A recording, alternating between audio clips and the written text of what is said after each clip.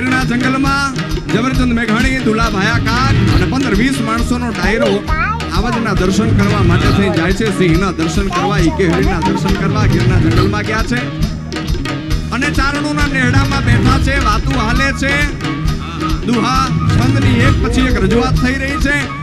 એમાં ચારણોના નેહડામાંથી અચાનક જ રીડ પડી, અવાજ આવ્યો કે હાવજ આવ્યો, ભાગજો.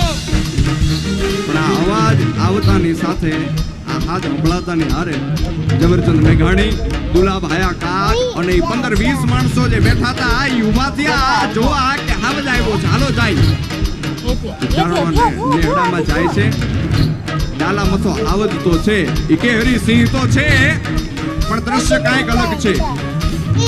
ડાલા મથા આવજની સામે ચારણની 14 વર્ષની નાની એવી દીકરી, હાથમાં કોઈ શસ્ત્ર નથી, કોઈ હથિયાર નથી, ખાલી એક ડાંગ લઈને ઊભી છે અને કહે છે કે ગીરના કુત્તા ઉભો રહેજે.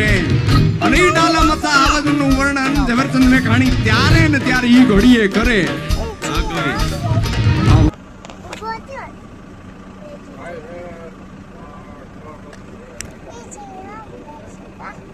ઓલી ગાડી આવી જો, આમથી ગાડી આવી જો.